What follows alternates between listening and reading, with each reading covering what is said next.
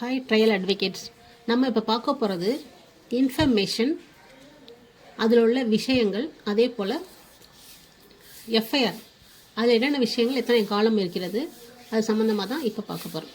இப்போ இன்ஃபர்மேஷன் நம்ம கொடுத்துட்றோம் இல்லையா, இப்போ புகார் கொடுத்துட்றாங்க, இன்ஃபர்மேஷன் வாய்மொழியாவோ அல்லது எழுத்துப்பூர்வமாக கொடுத்துட்றாங்க.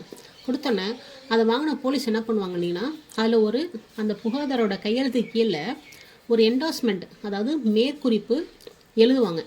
அது என்ன மேற்குறிப்புனா, நான் இந்த தேதியில் இத்தனை மணிக்கு நான் ஆஃபீஸில் இருக்கும்போது இவங்க என்கிட்ட புகார் கொடுத்தாங்க, அதன் அடிப்படையில் இந்த தேதியில் இத்தனை மணிக்கு இந்த கிரைம் நம்பரில் இந்த செக்ஷனில் இந்த வழக்கை பதிவு செஞ்சுருக்கேன் அப்படின்னு எழுதி அவங்களே கையெழுத்து போட்டுருவாங்க கீழே. அதுதான் அந்த என்டாஸ்மெண்ட். இது புகார் வாக்குமூலத்தில் இருக்கும். நீங்கள் எஃப்ஐஆர் சப்போஸ் பார்க்கும்போது எஃப்ஐஆர் ஏதோ பார்த்தீங்கன்னா பின்னாடியே புகார் வாக்குமூலம் இருக்கும், அதை போய் பார்த்தீங்கன்னா இந்த என்டாஸ்மெண்ட் கண்டிப்பாக இருக்கும். அதில் உள்ள டீட்டெயில்ஸும் நம்ம கேஸுக்கு ரொம்ப யூஸ்ஃபுல்லாக இருக்கும். சரிங்களா? இப்போ அடுத்து அதை பேஸ் பண்ணி போடுற எஃப்ஐஆரில் எத்தனை காலம் இருக்குது, அதில் உள்ள டீட்டெயில்ஸு என்ன, அதை பார்த்தீங்கன்னா ஃபஸ்ட்டு மொத்தம் 15 காலம் இருக்குது இல்லையா. எஃப்ஐஆரில் மொத்தம் 15 காலம் இருக்கும். அந்த ஃபஸ்ட்டு காலத்தில் என்ன சொல்லியிருக்காங்கன்னா, அந்த போலீஸ் ஸ்டேஷன் டிஸ்ட்ரிக் என்ன, போலீஸ் ஸ்டேஷன் பேர் என்ன, இயரு, கிரைம் நம்பர், இது நாலுமே ஃபஸ்ட்டு காலத்தில் குறிப்பிட்டிருப்பாங்க. செகண்டு ரொம்ப முக்கியமானது என்னென்னா ஆக்டும் செக்ஷனும். எந்த ஆக்ட், ஐபிசியா இல்லை ஸ்பெஷல் ஆக்டா, போக்சோ ஆக்டா, ஆர்ம்ஸ் ஆக்டா, அந்த மாதிரி அந்த ஆக்டோட பேர், அதோட ப்ரொவிஷன்ஸ் அதான் நோட் பண்ணியிருப்பாங்க. தேர்டை பார்த்தீங்கன்னா, தேர்டில் மொத்தம் 3 சப்டிவிஷன் பண்ணியிருக்காங்க, ஏபிசின்னு. அதில் ஃபஸ்ட்டு பார்த்தீங்கன்னா அக்கரன்ஸ் டே, அக்கரன்ஸ் டேட்டு, அக்கரன்ஸ் டைம். இதுதான் தேர்டில் ஃபஸ்ட்டில் குறிப்பிட்ட விஷயம். அதே தேர்டில் செகண்டில் பார்த்தீங்கன்னா இன்ஃபர்மேஷன் ரிசீவ்டு, டேட்டு, டைம் ரொம்ப முக்கியமானது. இன்ஃபர்மேஷன் ரிசீவ்னா ஃபஸ்ட்டு எஃப்ஐஆரை பார்க்குறவங்களும் இது கன்ஃபியூஸ் ஆகும். அது என்னென்னா, எந்த டேட்டில் எந்த டைமில் இந்த எஃப்ஐஆரை ரெஜிஸ்டர் பண்ணாங்க இல்லைங்களா, அந்த டேட்டு அந்த டைம் தான். அது நல்லா கன்ஃபியூஸ் ஆகிட வேண்டாம். இப்போ அக்கரன்ஸ் டேட் என்ன, எப்போ புகார் கொடுத்துருக்காங்க, எப்போ ரெஜிஸ்டர் பண்ணியிருக்காங்க, இதெல்லாம் பார்த்துட்டோம்னா நமக்கு என்ன டேஸ் டிஃப்ரென்ஸாக இருக்குது, அதெல்லாம் நம்ம காசுக்கு ரொம்ப யூஸ்ஃபுல்லாக இருக்கும். அடுத்து அதே தேர்டில் மூணாவதாக பார்த்தீங்கன்னா ஜென்ரல் டைரி ரெஃபரன்ஸு.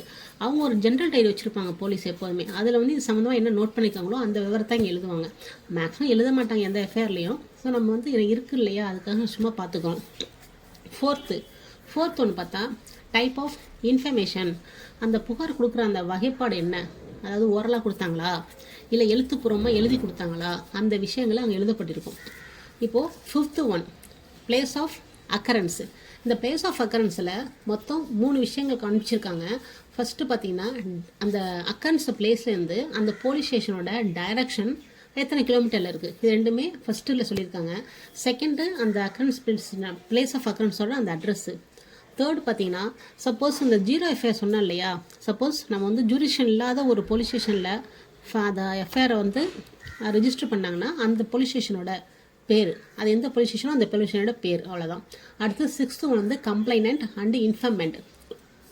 இவங்களோட டீட்டெயில்ஸ் வரிசையாக கிட்டத்தட்ட ஒரு 7 சொல்லியிருக்காங்க. ஃபஸ்ட்டு நேமு, அடுத்து father's name, husband's name, next பார்த்தா date of year and birth of year, 4th பார்த்தீங்கன்னா நேஷனாலிட்டி, 5th பார்த்தா பாஸ்போர்ட் நம்பரு, அது இஷ்யூ பண்ண டேட்டும் அது இஷ்யூ பண்ண பிளேஸும். அடுத்து 6th ஒன்று பார்த்தீங்கன்னா அவங்களோட தொழில் என்ன, ஆக்குபேஷன் என்ன. 7th ஒன்று பார்த்தீங்கன்னா அவனோட அட்ரஸ். இது கம்ப்ளைண்ட் சம்மந்தமாக அந்த இன்ஃபர்மேஷன் சம்மந்தமான விஷயங்கள் ஃபுல்லாக 6th காலத்தில். 7th காலம் இதை பார்த்தீங்கன்னா எதிரியோட உள்ளே வந்துடுவார். எப்படின்னா அந்த எதிரியோட 3 விஷயமான டீட்டெயில்ஸாக இருக்கணும். ஒன்று தெரிஞ்ச எதிரியாக இருக்கணும். அது எதிரி மீன்ஸ் குற்றம் சுமத்தப்பட்டவர்கள், குற்றம் சுமத்தப்பட்டவர்களோட தெரிஞ்ச குற்றம் சுமத்தப்பட்டவர்களா, இல்லை சந்தேகத்திற்குரியவர்களா, இல்லது அன்னோனா தெரியாத நபரா, அதான் நோனு, சஸ்பெக்டட், அன்னோன். இந்த டீட்டெயில்ஸு 7th காலத்தில் இடம்பெற்றிருக்கும். 8th பார்த்தீங்கன்னா அந்த சம்பவம் நடந்ததுன்னா புகார் கொடுக்குறாங்க இல்லையா, சம்பவம் நடந்தது புகார் கொடுக்கறதுக்கு ஏதாவது காலதாமதம் ஆணுச்சுன்னா அது சம்மந்தமான டீட்டெயில்ஸ் தான் அந்த 8th. Reasons for delay in reporting by complainant or informant. அவங்க எப்படி ரிப்போர்ட் பண்ணுறது, ஏன் லேட் ஆணுச்சு, அதுக்கான காரணம் இதாக இருந்தால் அதை எழுதிடுவாங்க. அடுத்து 9th காலத்தில் சப்போஸ் ஏதாவது ஒரு கேஸில் ப்ராப்பர்ட்டி இன்வால்வ் ஆகிருக்கு இல்லையா, ஏதாவது ப்ராப்பர்ட்டி அடித்து உடச்சிருப்பாங்க, அது சம்மந்தமான விஷயங்கள், இல்லைனா ஏதாவது திருட்டு போயிருக்கும், அந்த ப்ராப்பர்ட்டி சம்மந்த விஷயங்கள்லாம் இந்த 9th எழுதுவாங்க. அந்த ப்ராப்பர்ட்டி சம்மந்தமான டீட்டெயில், அந்த ஒர்த் இருக்கு இல்லையா, அமௌண்ட் மதிப்பு, அது 10th காலத்தில் எழுதுவாங்க. அந்த 9th 10th சேர்த்தே பார்க்கணும். லாஸ்ட்டாக அடுத்து பார்த்தீங்கன்னா நெக்ஸ்ட்டை பார்த்தா 11th. இப்போது இந்த வரதட்சணை கொடுமை கேஸு, ஆக்சிடெண்ட்டில் டெத்து இறந்துடுறாங்களா அவங்க, மர்டர் கேஸ், இதெல்லாம் பார்த்திங்கன்னா அந்த பிரேதத்தை வச்சு ஒரு விசாரணை நடத்துவாங்க. அது பேர் பிரேத விசாரணை அறிக்கைன்னு பேர். அதுதான் இங்கிலீஷில் இன்கொஸ்ட் ரிப்போர்ட். அது சம்மந்தமான டீட்டெயில்ஸ் தான் 11th காலத்தில் இடம்பெற்றிருக்கும். 12ங்கிறது ரொம்ப முக்கியம். 12th வந்து எஃப்ஐஆர் கண்டென்ட்ஸ், அதாவது எஃப்ஐஆர் கண்டென்ட்ஸ் கொடுத்துருக்காங்களா, அது வந்து என்ன கண்டென்ட்ஸ் இருக்குன்னா, அந்த புகார் வாக்குமூலமோ இருக்கு இல்லையா, அதில் உள்ள விஷயம், அந்த புகார்தாரர் என்ன சொல்லியிருக்காரோ அதை அப்படியே இயர்ஸாங் காப்பி மாதிரி எழுதிடுவாங்க. அதனால் ஏதாவது ரெண்டுத்துக்கும் டிஃப்ரென்ஸ் இருக்கான்னு சொல்லிட்டு கம்பேர் பண்ணிக்கங்க, சரிங்களா? அதே போல் அந்த காப்பி பண்ணுறதுக்கு முன்னாடி அந்த போலீஸ் ஆஃபீஸர் நான் வந்து இந்த தேதியில் இந்த மணிக்கு இருந்தேன், என்கிட்ட வந்து நேரம் இந்த புகார் கொடுத்தாங்கன்னு சொல்லிவிட்டு அவங்களோட நேமெல்லாம் சொல்லிட்டு தான் கீழே அதை எழுதுவார். எது அப்படின்னு கீழே வந்து நான் பதிவு பண்ணியிருக்கேன்ற டீட்டெயில்ஸும் எழுதுவார். இந்த புகார் வாக்குமூலத்தில் உள்ள விஷயத்தை சொல்கிறதுக்கு முன்னாடியும் பின்னாடியும் போலீஸோட ஹிஸ்ட்ரி இருக்கும். என்ன பண்ணேன், நான் எங்கே இருந்தேன், என்கிட்ட கொடுத்தாங்க, பின்னாடி நான் ரெஜிஸ்டர் பண்ணேன், இந்த விஷயம் எஃப்ஐஆரில் 12th காலத்தில் ஃபுல்லாக வந்துடும், சரிங்களா? அடுத்து பார்த்தா 13. அந்த 13ல் எப்படின்னா ஆக்ஷன் எடுத்தாங்களா இல்லையா. சப்போஸ் அவுட் சைட் ஜூரிஸ்டிக்ஷன் உள்ள போலீஸ் ஸ்டேஷனில் கம்ப்ளைண்ட் கொடுத்தா அது வந்து ரெஃபர் பண்ணிவிடுவாங்க இல்லையா கன்சர்ன்ட் போலீஸுக்கு, அந்த மாதிரி டீட்டெயில்ஸ் வந்து 13ல் வந்துடும். இப்போ 14 பார்க்கும்போது இந்த புகார்தாரர் இருக்காங்களே அவங்கள்ட்ட கையெழுத்து வாங்கிப்பாங்க, அது வந்து 14. 15ங்கிறது அந்த புகார் அதாவது எஃப்ஐஆர் புகார் அல்லது புகார் வாக்குமூலம் 2 பேரும் சேர்த்து எஃப்ஐஆரோட சேர்த்து அனுப்புவாங்க மேஜிஸ்ட்ரேட்டுக்கு. அந்த டேட் என்ன, டைம் என்ன, இது பார்த்தா மேக்ஸிமம் எதுலேயும் நோட் பண்ணியிருக்க மாட்டாங்க. இதில் ஒன் ஆஃப் தி காலமாக இருக்குன்னு சொல்லிட்டு நமக்கு தெரிஞ்சுக்கிறோம். பார்த்தா நீங்கள் எஃப்ஐஆர் எடுத்து பார்த்தீங்கன்னா நோட் பண்ணியிருக்க மாட்டாங்க. மேக்ஸிமம் பார்த்தா இன்ஃபார்மோட கையெழுத்துலாம் இருக்காது. இதில் மேக்ஸிமம் பல விஷயங்கள் நோட் பண்ணாமல் தான் இருக்கும். இதெல்லாம் நம்ம வந்து எஃப்ஐஆர் பற்றி தெரிஞ்சுக்கணும் இல்லையா, அதுக்காக நம்ம ஃபுல்லாக பார்த்துட்டோம். இப்போது இந்த மேஜிஸ்ட்ரேட் அனுப்புகிறாங்க பாருங்கள், இந்த எஃப்ஐஆரோட புகார் வாக்குமூலத்தையும் அனுப்புகிறாங்க இல்லைங்களா, அதை அனுப்பும் போது அந்த மேஜிஸ்ட்ரேட் அதை வாங்கிட்டு இந்த போலீஸ் நபரால் இந்த தேதியில் இத்தனை மணிக்கு என்னிடம் ஒப்படைக்கப்பட்டதுன்னு சொல்லிட்டு அவங்க வந்து பச்சைங்களை ஒரு கையெழுத்தை போட்டுட்டு இந்த என்டாஸ்மெண்ட்டே அதை எழுதியிருப்பாங்க எஃப்ஐஆரில். நீங்கள் எந்த எஃப்ஐஆர் எடுத்து கோர்ட்லேருந்து பார்த்தீங்களாலும் அதில் மேஜிஸ்ட்ரேட்டு பச்சைங்களை ஒரு என்டாஸ்மெண்ட் பண்ணியிருப்பாங்க, எப்போ ரிசீவ் ஆனிச்சுன்னு சொல்லிட்டு. அதே போல் அதில் ஒரு சீலும் இருக்கும். கோர்ட்டுக்கு எந்த டாக்குமெண்ட் பண்ணாலும் உடனே சீல் இருக்கும்.